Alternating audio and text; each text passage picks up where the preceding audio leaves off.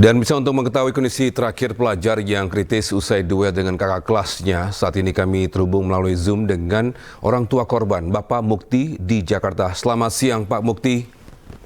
Sebelumnya kami turut prihatin dengan apa yang terjadi dengan anak Bapak. Pak, boleh beritahu kami atau bagaimana kondisi anak Bapak sekarang?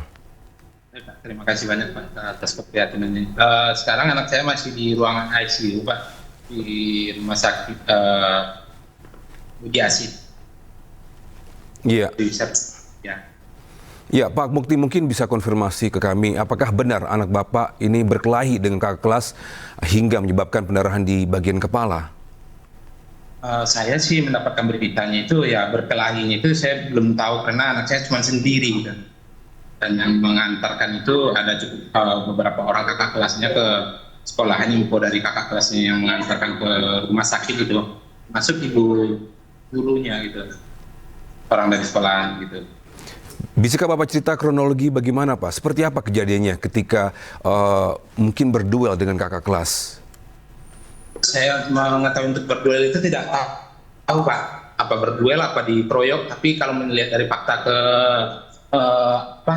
anak saya itu fakta-fakta dari lukanya itu sangat fatal sekali kata dokter itu, dan sampai lukanya itu diinjak sepatu itu mungkin cukup lama itu Pak, jadi menyebabkan pendarahan otak. Apakah mungkin Bapak bisa cerita terkait dengan lukanya di bagian mana saja Pak?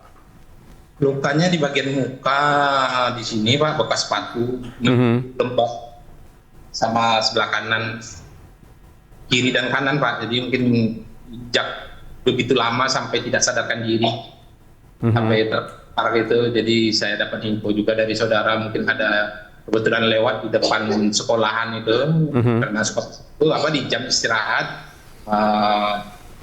istirahat waktunya sholat, jadi pas habis sholat ada saudara juga yang lihat katanya itu rame-rame anak sekolah ada apa di dagang itu, ternyata ada yang ribut-ribut. Nah, ternyata anak saya sendiri tergeletak. Nah, saudara saya ada yang tergeletak satu katanya, kan nggak tahu itu, saya nggak lihat katanya, tahu. Nah, itu anak saya itu yang kemarin di berita-berita itu anak saya. Oke, Pak Mukti. Terus? Sekolahan itu katanya. Jadi setelah itu guru menelpon ke kami orang tua, mamanya pertama, terus sama menelpon ke saya. Nah, terus kami menyusul ya sampai di rumah. Anak saya udah dalam keadaan tidak sadarkan diri lagi. Ya sempat kritis juga gitu kondisinya, memang sibuk dokter untuk ini karena melihat dari bengkak di kepalanya itu saya lihat. Pak Mukti, apakah sudah lapor kasus tersebut ke pihak kepolisian? Memang waktu pas pertama masuk ke rumah sakit itu, karena ditanya sama rumah sakit kronologinya seperti apa ini, ya karena pemukulan jadi harus buat dulu laporan kepolisian secepatnya gitu untuk administrasi ke rumah sakit gitu Pak. Iya, Pak Mukti, apakah sebelumnya anak Bapak sering mengalami mungkin bullying atau kekerasan di lingkungan sekolah? Tapi selama ini anak saya biasa-biasa aja, cuma tidak ada bully atau apa, itu saya juga tidak mengetahui apanya. Ya ini anak saya ini info dari gurunya itu di luar sekolah ditarik, kata temannya itu ditarik sama kakak kelasnya itu keluar dari sekolahan itu, dibawa itu dalam jam istirahat, udah mau masuk itu kan, mau melaksanakan ujian lagi kata gurunya kan itu. Nah, terus rame-rame sudah ada banyak yang menunggu cerita dari yang membawa anak saya itu. Baik, Pak Mukti, mungkin terakhir mungkin harapan Bapak atas kasus tersebut, apa yang Bapak harapkan?